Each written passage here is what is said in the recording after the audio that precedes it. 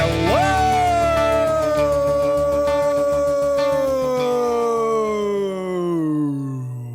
and welcome to Inside the Recording Studio. We have suddenly hit episode 30. That's kind of a milestone, isn't it? I think. What do you think, It's a little Chris? bit for us, right? Yeah, I think so. I agree. And essentially, it's like birthday 30, only we're having a birthday every week. That's one way of looking at it anyway. How are you this morning? I'm doing all right. How about yourself? I'm hanging in there. I'm a little stiff in the neck from doing too many pull-ups last week, so bummer for me. That's firmly in the first world problem category, it most right? certainly is. Yeah. No, I can relate to that. Not that I've been doing pull-ups here, but the odd muscle pain and neck pain can be a drag. Yeah, it's a new thing for me, unless I've utterly broken myself. Like I broke myself once or many times skiing, surgeries and the like. But this is the first time where it's like massive strain on my neck. And it's like, actually, I guess I came close to breaking my neck too. Skiing. That doesn't sound like that. Yeah, that doesn't sound like something you'd forget. So, oh yeah, remember that time I almost broke my neck? No, it doesn't ring a bell. Well, you know? Thinking about it now, it's probably why I have the neck strain from pull-ups, because I gave myself severe whiplash. Well, there you go. Yeah, bummer for me. Anyway, today we're talking about something that pushes and pulls on sound. We are. And it is the LA-2A compressor and its family of compressors that were by Teletronics. Initially, yes. Absolutely. And we're going to go very far into its history and all that kind of fun stuff with it. So let's get started. What do you think? Let's do that. We're kind of doing another kind of like deep dive like we did with the 1176 a few episodes ago. Yes. And people seem to like that one. So we're doing another one with the LA-2A here. And hopefully we'll have some decent information to share. Fingers crossed. But today, you never know. But yeah, the LA-2A, and the way I personally, there's no other reason than this, but the way I think of this is almost, I don't want to say polar opposite, but it's the opposite end of the spectrum compared to the 1176. And that I think that, the 1176 is obviously a super fast, can be fairly aggressive compressor. Mm-hmm. The LA-2A, to me at least, is its counterpart, where it's a slower, compared to the 1176, everything is slower, but it's slower type, but it's a more, to my ear at least, a more gentle compression. So I think when you have a decent grasp, I would say, of these two, you got a lot of bases kind of covered when it comes to your compression needs. So that you do. I know. I do. I think so. So what are your thoughts on just the LA-2A sort of off the top of your head? I know you use them probably as frequently as I use an 1176. Is that your go-to when you kind of... Not necessarily a go-to, but there are definitely things that I use it on more often than not. Yeah, yes, such as? Vocals, a lot. A lot of the time, it is like my initial vocal compressor. And then it's also a lot of the time at the very tail end of all the vocal mixing that's going on too. A lot of the time, not all the time, not 100%, but a lot of the time, probably 85% of the time. Because you use it on your vocal bus as well. I do. Right, don't you? I use it in multiple spots as like kind of like a steps of additional compression. Few dB here, few dB there. Few dB there. Yes, just as you just said.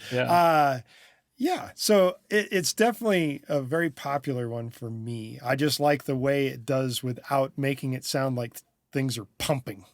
That's the big thing. Yeah. I prefer that it doesn't pump. Right. Yeah. And that is, again, the way I tend to look at it is it's a little bit more of its gentle nature. Not that it can't be aggressive, but it's not, the slopes are a little bit slower. So it could be, more transparent, I suppose. You can you could say. In a sense. Yeah. So maybe we should go in a little bit in the beginning then, where these kind of came out of. And from my understanding, they came from broadcasting, essentially. I think it was like CBS that had or bought the first ones that were just the LA-2, I believe. The LA-2, and that assuming is the original, yes. Right. And assumption would lead that there would be like an LA-1 initially as a prototype or something. But I do think that the LA-2 is the one that sort of started gaining a little bit of the opposite of notoriety, but in that everybody wanted one kind of thing in broadcast. And I think in those cases, it was, LA, it's a linear or limiting amplifier, right? Or no, I'm using that completely wrong. Oh my God, I'm just drawing a complete mind fart here. What Get it on actually top is. of it, Chris. Yeah. But it was for essentially just to control the output of a broadcast, right? Where they sounded on the broadcast mics and keeping that. So it became a very popular thing. I think Gene Autry had one of the first ones that was really sort of like popularized it. I think. Wow. I think I read that. Yeah. Cowboy music. So, yeah. But so anyway, long story short, they came out this is late 50s, I believe, when they started building these. And I think, when was the day? I want to say it was early 60s when they became like a Teletronics thing, and they started becoming more mass produced here, I believe, and eventually ended up being URA Universal Audio, right? Yes. So they came from that background, and as a lot of things did, I suppose, with broadcasting. But they're an opto compressor. Yes, but actually, they are like tube man, speech impediments this morning. Tube amplification is one way of putting it. That's easy for us to say, right? Yeah. And so they use a photocell to do the gain reduction. So it's essentially the amount of light, I suppose, is the way it is working, that goes through this cell is determinant of how much the gain is going to be reduced on the signal that's going through the system. Right. It goes by the voltage there, right? So the more voltage goes into it, it applies more compression. Yes. And, but it also had like the readout thing would also light up a bit more as more signal was going through, I believe. Yeah. So that's I can't really speak for all the sorcery that goes into that technology. But who can? I can't either. I am not an engineer in that regard. Right.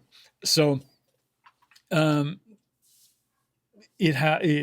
it gave this very gradual, it wasn't like an abrupt type of a compression. So it had a little bit more of a gentle slope because yes. And of course, being that it is opto or photocell, photocells do not react as fast as the silicone that is in the 1176, which is the reason why it is a slower attack. Mm-hmm. There you go. Yeah. Yeah. So, so given its nature, there were. Should we go into the different variations that there was, like initially, the silver one, the gray one? Yeah, I don't think that's a bad idea, but maybe we should also say, and along with before we get there, so we're talking about the fact that it has a slow attack, and it is slow because it's using this opto photocell sensor for the gain reduction that's happening. Because it's got a slow attack, it also has a very gentle knee, so that's what makes it very, very unobvious that it's doing the compression. Right. Yeah, that's a very good point to make, because it's not like it just hits a certain value and then it's compression is applied. Right. So it has this very sort of gradual type of a knee, like you said. Yeah. But now let's get into a little bit of that history. Even more of that fuzzy history I think that was just perfect the way it was. So it started here with the the gray one, I believe, right? No, it's not the gray one. It's the LA-2. With the and the LA-2 kind of has a bluish tint to it, not necessarily gray. But it is kind of silvery, bluey kind of color. And that came out in 1959. And it is also the one that has the absolute slowest attack of the LA-2 family in the early days. Yeah. So, and that one happens to be the one that I use the most at the final end of the mixing spectrum. Yeah, because you're obviously the universal guy here. So you have several instances of this in software form. Yes. So, right. Now putting you on the spot here a little bit, actually, but do you know how slow that attack time is? I really don't. Yeah. Other than it sounds good. Other than it sounds really good. It's the slowest attack there is. I wonder if I can find out that information, though. It doesn't technically say, does it? I mean, well, but I think also this is dependent a little bit on how, again, on the type of input that you have and how, I suppose, how aggressive that audio is, right? So it is content dependent, right? Yeah, well, but it has a set compression ratio. So it's not like the ratio changes. It's just the amount that you apply to the actual signal that's coming in. So the interesting thing about how this actually works is this. Because I think it's a 3 to 1. It is a 3 to 1. All of them are 3 to 1. There might be newer ones that change that, but the actual original ones were 3 to 1. So the knob that does the reduction, which is called the peak reduction knob, I believe. I never even look at it anymore. I just know it's the right side of the interface, and you turn that, and that's where you start getting your compression, and the left one is where you get your gain. So essentially what happens is that you use the gain reduction knob to get your compression set, and then you go to the gain knob or your volume level, your such, and you set the volume that's coming out after that. I guess there's some people that might do it before, but I always do it after, because you want to get the signal that's coming in is not controlled by the signal going out. So the gain reduction is set first, and then you set the value of the level of the signal coming out after.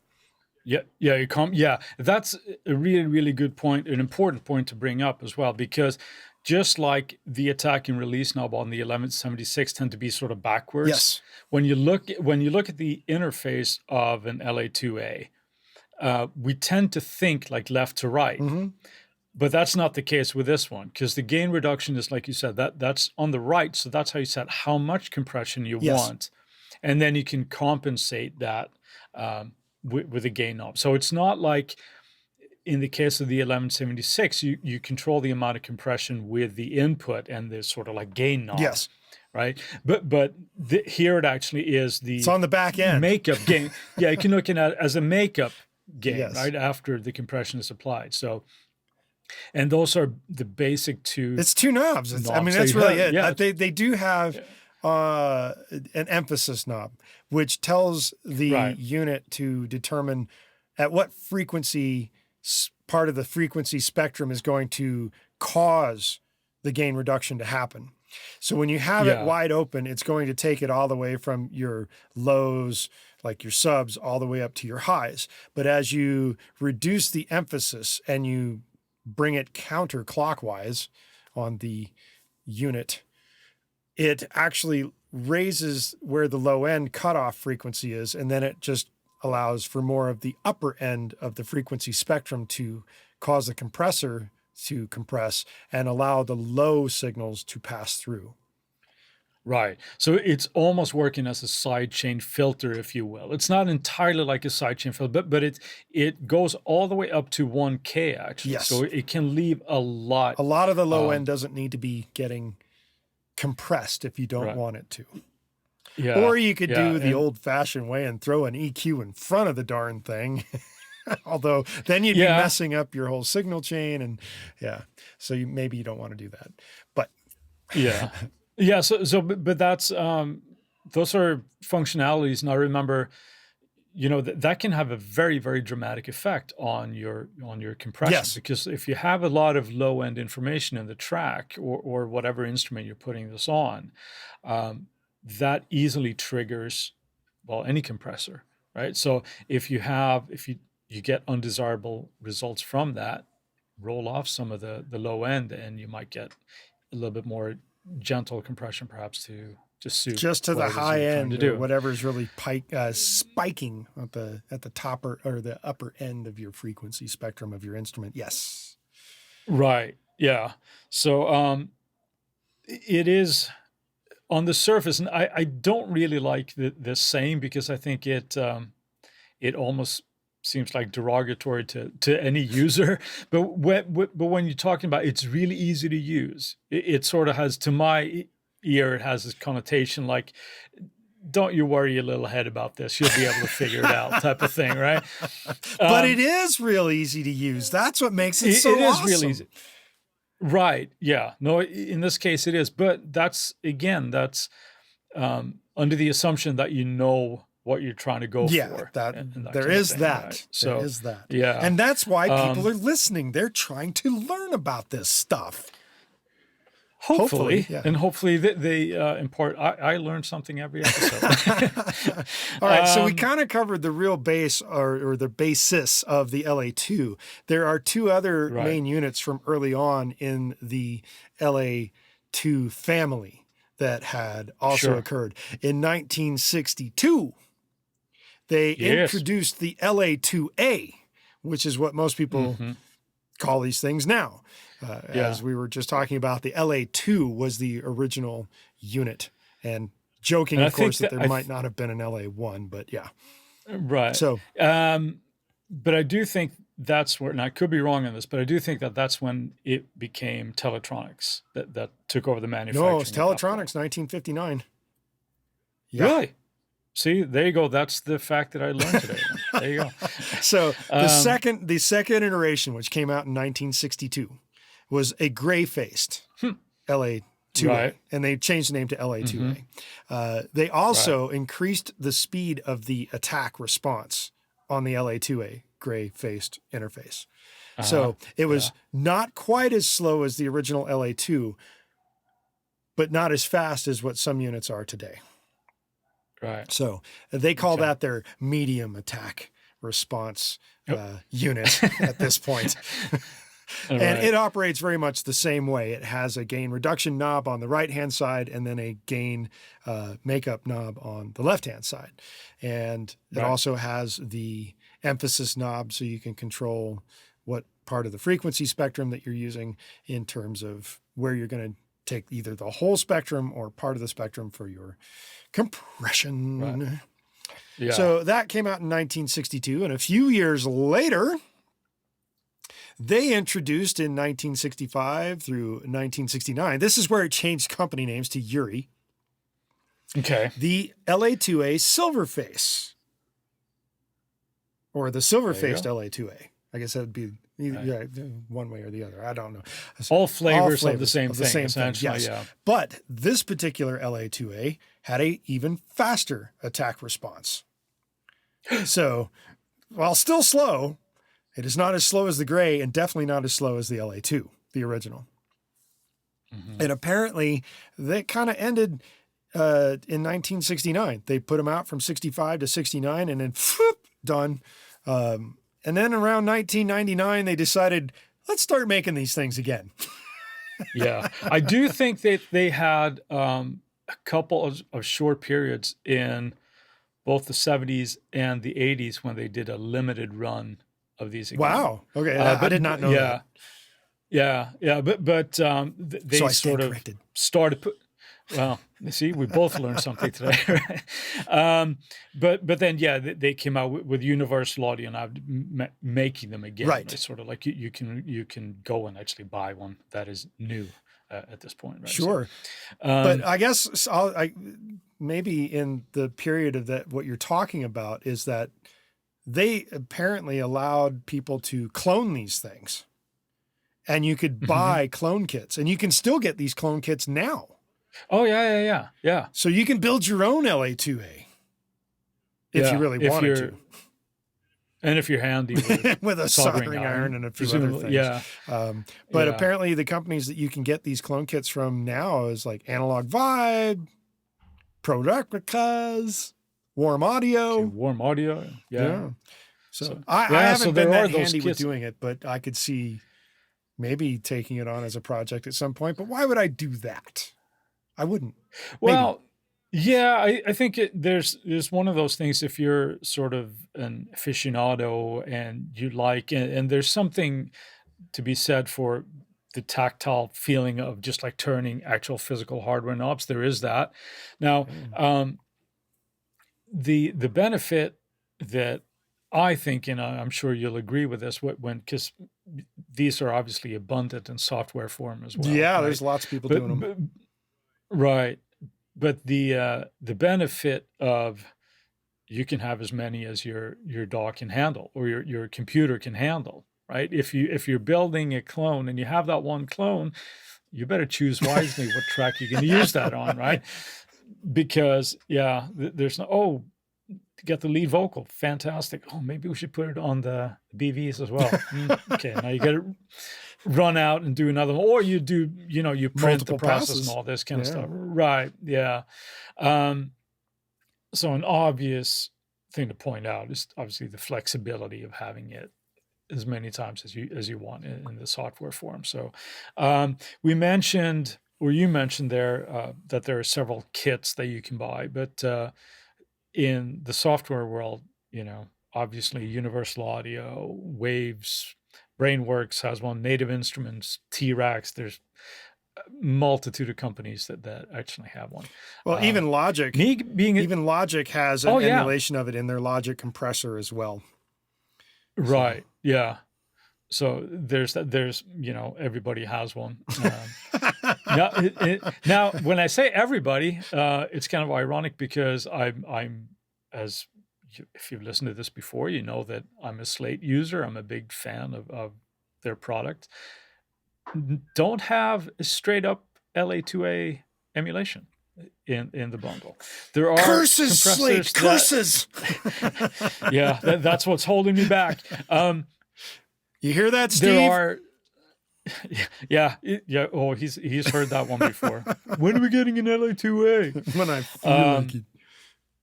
Yeah, well, priorities, right? But there are compressors in the package that can do that, a very, very similar type of compression. Sure, yeah. So, but widely used compressor, obviously, pretty much anybody. If you've never used one, try it out.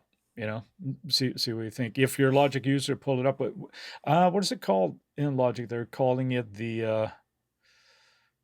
Because it's in the compressor, and what do they actually call it? Now I'm going to make some clicking noises here. Click. All right, you get on top of that. I'm just going to reiterate the fact that it is very easy to deal with. As you're talking two knobs, plus the emphasis if you're really trying to figure that out.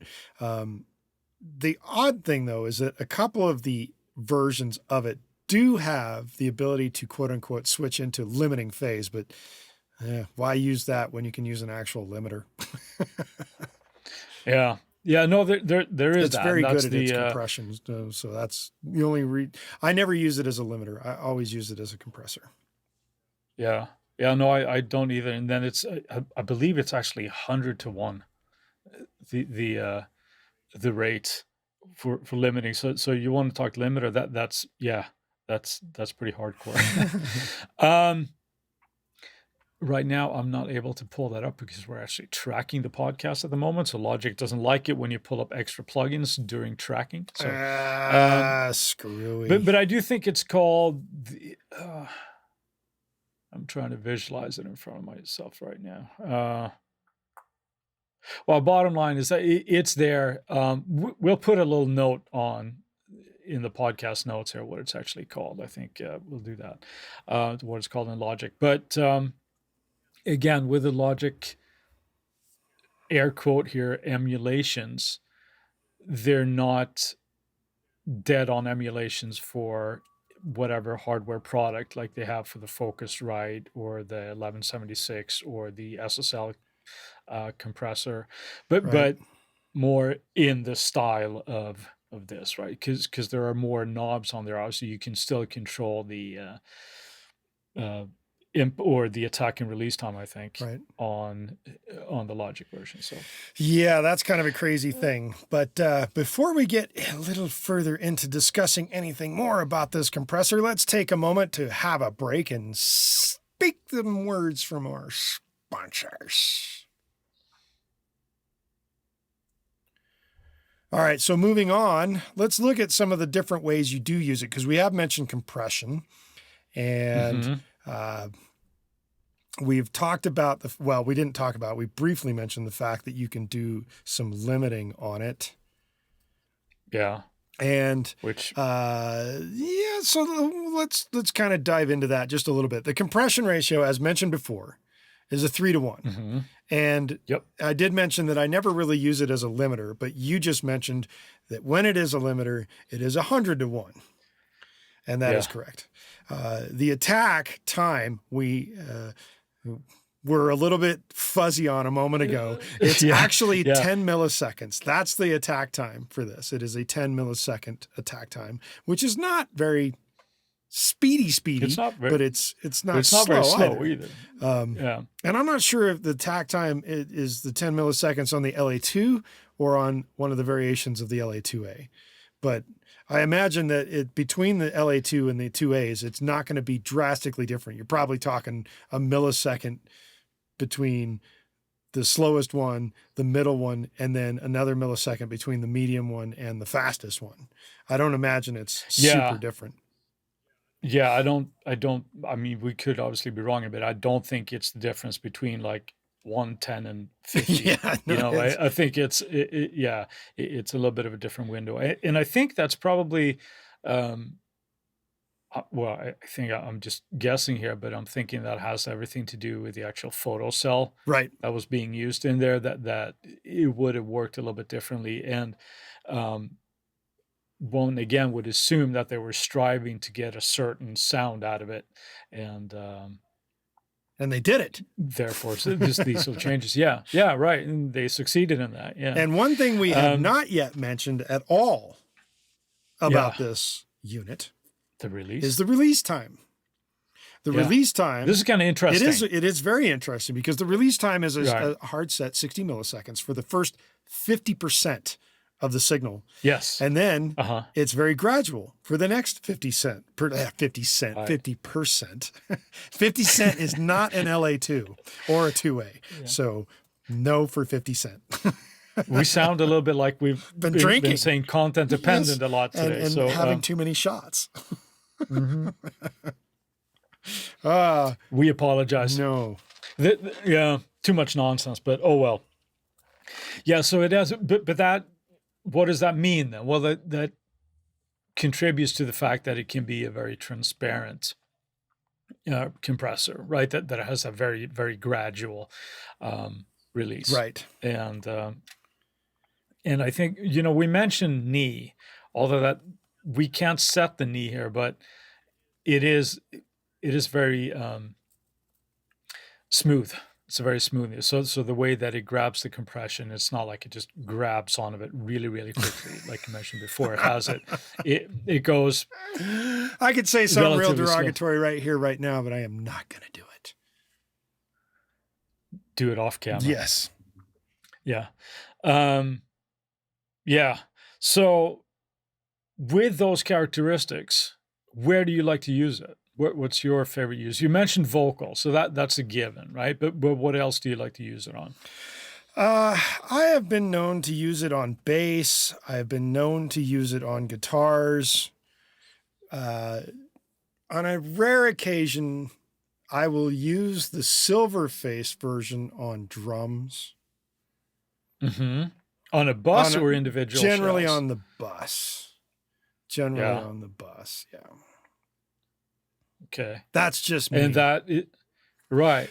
No, but I'm curious because you mentioned guitars. Yeah. I've used the LA-2A. I like it on bass. Another one that I like to do on bass as well is the LA-3A, which is, we're not talking about that today. No. But on guitars, what kind of what kind of guitars do you like to use that Generally on? the cleaner sounding guitars. And Yeah. the reason for it is guitars, for the most part, depending on the amp that you're using, and especially if they're distorted, are already compressing themselves in the manner of the sound that it is. So there's not a heavy need to do anything that's really going to clamp and gain on most of the time. That's true, yes. Unless you're really trying to pull out a pick attack. And then if you're doing a pick attack, you're not using the LA-2. You're going to be, or the 2A. You're going to be using something much more aggressive like the 1176. Right. However, I'm not always in need of pulling out the pick attack.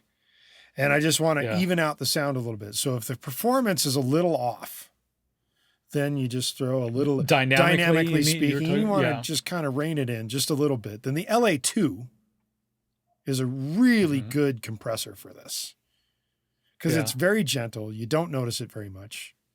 And it just kind of reins that in. Kind of massages it in. Yeah. So are you talking about a guitar part that might be, let's say a strumming guitar, or are you thinking more of like an arpeggiated bit, or are you just thinking like overall, no matter what kind of type of guitar track it is, do you find that your usage will change dependent on that? It's yes, very much program dependent. Yeah. Okay. Cheers. Yeah. Okay. All right. Interesting. Because I find it, if I use it on guitar, it tends to be more on my guitar bus, perhaps, and much for the same reason, where it might not be a huge dynamic discrepancy, but you just kind of want to massage it, knead it in just a little bit more. So I'm with you on that. Drums, I've had varying results with it depending on the performance kind of thing, but for me, again, the big one is vocals here, where I think you and I like to do them in different order. I think you like to go LA-2A into an 1176. Well, I'll do it in various ways depending on, again, the program material. Content, but sure. Very often as I'm tracking with the LA-2 because it's slower, and it's going to be less noticeable, but it's still going to kind of even out that performance. And then the first step may or may not be the other compressor that we've mentioned, or limiter unit, the 1176, or yet another version of the LA-2 on the actual channel strip, set to only take a couple dB off. It's not much, 1 to 2 dB. And usually I'll use the silver or the gray for that. Then if that's going to a bus, that bus will probably have another version of the silver or gray, the same, and set again for 1, maybe 2 dB of reduction. And then generally speaking, with my mixes and the template that I've created for my madness, that vocal sub will end up having the LA-2 again, more often than not. Not always. Again, this is program dependent. And a lot of the time for something that requires more aggression, I will go with the 1176 or a distressor or something of that nature. But when we're talking about the LA-2, man, that's just a good go-to. So you do slow in the beginning, a little bit faster in the middle, and slow in the end again. Yes. Yeah. No, it's the repeating theme there that we keep going back to is in stages, right? Where it's very easy to. I know I was definitely guilty of this.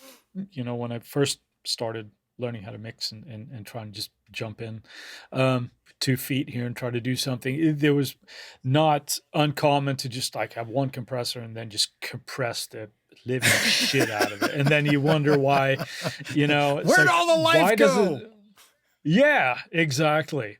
So doing things in stages, and just like with last week's episode when we talked about EQ, how no why you're doing something and why you're putting a compressor on here. It's very easy now that we mentioned that we have all of these tools and software and to be able to use them in multiple instances. Right. But it's like, okay, well, I have this, so I let's just put it on. I got to put an EQ. Yeah. And in some cases you don't, like you mentioned, like distorted guitars, depending on the performance, but the sound of a distorted guitar itself has very, very little dynamics to it because it's distorted. Yeah. That's what that kind of does. So do you need a compressor on that? Nah. Probably not. So I feel like my point, the nights that say yeah. Sorry. What times are these where you can see the knights say "neat" to a defenseless woman? Yeah. So applying a little bit in stages, I think is definitely you get the sound that you want in the long run, but it's a lot more transparent. So it doesn't sound like you're just running into a brick wall and then it like you mentioned, sucks all the life out. Sometimes running into a brick wall is not a bad thing. It's just generally speaking, you don't need to do it. Yeah. Well, if it's an effect, right? That's what you want, right? You want that pow, you smash me right in the face, make my face flat. Yeah. I have a great example that there was, you may have heard of this band, but there was a Canadian band called Harem, Scarem. Yes, I've heard of them. Yeah. On their, I want to say it was the second album, an album called Mood Swings, if I'm not wrong. There was one of the songs, now the track escapes me, I think it was called Justice in the World, something like that. But there's a vocal break where the vocal is obviously projecting, like, and he's hitting all these notes, and it just, pow, you just hear the compression just gripping that and just crushing it, and it's just like, it's a cool effect. It sounds awesome in the song, but not something that you'd want on your entire track. So be careful with those levels, and I suppose. Probably, I have not heard this, but I'm going to posit a guess that they didn't track it with that compression. They probably put it on in the mix stage. I'm guessing so as well. Yeah. Yeah. All right. So we've talked about, excuse me, I got a frog in my throat. You're breathing your beard. Is that what it is? I'm just guessing. It could be. Yeah, could be. So we talked a little bit about the usage, how it's a simple compressor to use. It can be very simple, yes. Can be, yeah. To dial it in well. Set the gain. It's like what was that game called? Othello? Minutes to learn, a lifetime to master. Yeah, I don't think it's necessarily that bad with this, but there we go. But on that note, I think we should roll into our Friday Find segment. Oh, what do you think, Jody? Really? Yes, all right, then. I think we should. Cool. So as I usually go first, I'm going to grab it and I'm going to go first. You do that. And this week, my find would be a guitar amp sim from a company called ML Sound Lab. Uh-oh. And it is a emulation called Amped Roots. Amped Roots. Yes. So this is kind of like a low gain kind of thing for rootsy kind of music? Yes, except the opposite of that. It's high gain. Well, and you told me. It's a super. Yeah, I did. Yeah. No, it's a really, really cool one. I have a lot of amp sims, but I was retracking a song this week and I wanted something to just kind of hit, and I had done like a drop tuning on a couple of chords here and there, and I just wanted a different sound, and I was like, I'm going to try this one out, and pulled up a preset, and it was awesome. It worked really, really well. So it got me thinking like, hey, I should pull this one out more often. So I really liked it. They have a bunch of different amps that they're reasonably priced. And who is this again? ML Sound Lab. ML Sound Lab. And yeah, and specializing in, I would say, I think it's fair to say that they're specializing in a lot of the higher gain kind of amp sims. But I like it. I have a lot of that stuff, but what you're saying is you like it a lot. I did like this one a lot. So what do you got for us, Jody? Well, I'll tell you. Please do. That's kind of what we do here. I am looking at a band called Arizona. Ooh, music. Yeah, this is something that I found that is pretty cool musically speaking from a songwriting standpoint. Awesome. And they have a song called Problems. Okay. And that particular song struck me for, I guess, the fact that we've got 2020 going on. So just so you know, that's the year that this was recorded in. And if you haven't figured it out by now, 2020's got quite a few of them. This song is actually really quite cool. And there's moments in the tune where the singer is got this very intimate vibe going on. And then other moments where it's not quite as intimate. So for whatever reason, it is number one at the moment on my jam list on Spotify. Cool. So nice. I'm digging it. I think you guys should check it out. It is a bit more in the pop realm than it is in anything else. And so there's some pretty cool production value going on in the tune in and of itself as well, which makes it cool in my mind. Absolutely. I do not know how popular this band is. I don't really care because I think they're cool. So good music is good music. Good music is good music. Exactly. Regardless of style. And whenever you can find something, even if it's outside of your wheelhouse, you can always learn something from a different type of songwriting or production technique that might make you go, I could probably try that in what it is that I'm doing. That is correct. So being exposed to new stuff, big fan. So I'll have to check that out as well. Jody. Yes, it is a good song. So I recommend everybody out there to go, hey, check out this. And even if you don't like the song in itself, you probably should be studying the production because the production value on it is pretty darn cool. Awesome. Yes. I think that is a great note to end on today, Jody. End on? So no, we still have to tell people who we are. Thanks for slumming it with us here today. We do appreciate it. That's right. And with that, we will say sayonara till next week. Or, no, better yet, what you ought to do. Tuesdays, you can get little Tuesday tips from us. And the Tuesday tip for this coming week will involve the LA-2A. The LA-2A. Yeah, obviously. Yeah, that's what we've been talking about. We'll have some sound bites from that and how we use that and what it sounds like on your tracks. That is correct. And with that, we will now say, have a good week.